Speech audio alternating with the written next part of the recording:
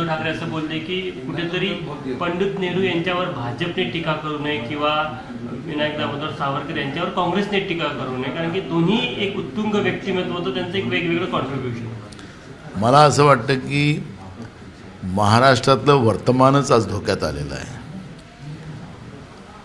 इतिहासामध्ये कोण जायचं आहे, कोणाला जायचं आहे, नाही जायचं, तो त्यांचा भाग आहे, व्यक्ती स्वातंत्र्य आहे.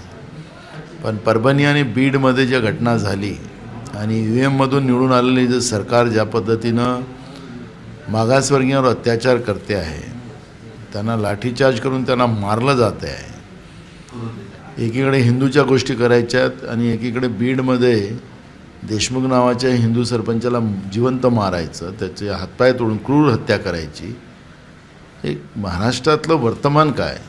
शेतकऱ्यांचे प्रश्न वेगळे, बेरोजगारांचे प्रश्न, महागाईचे प्रश्न वेगळे, विकासाचे प्रश्न वेगळे आहेत.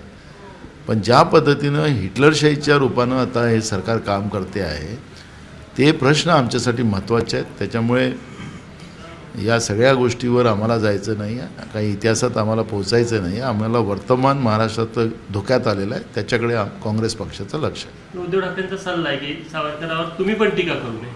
आम्हाला त्याच्यावर प्रतिक्रिया द्यायची नाही आहे. मी तुम्हाला सांगितलं की महाराष्ट्राचं वर्तमानच धोक्यात आहे. शाहू फुले आंबेडकर विचारसरणीलाच संपुष्टात आणलं जाते आहे आणि त्याच्यामुळे ती चिंता काँग्रेसला आहे. उद्धव ठाकरेंनी नेहरू हे मोठं व्यक्तिमत्व होतं हे मान्य. मला त्याच्यावर जायचं नाही. आज महाराष्ट्रातल्या सध्याच्या स्थिती जी आहे, वर्तमान स्थिती आहे, तीच आज शाहू फुले आंबेडकर विचारसरणी संपवायला लागलेली आहे आणि त्याची चिंता काँग्रेसला आहे आणि आमचा विचारच शाहू फुले आंबेडकरांचा.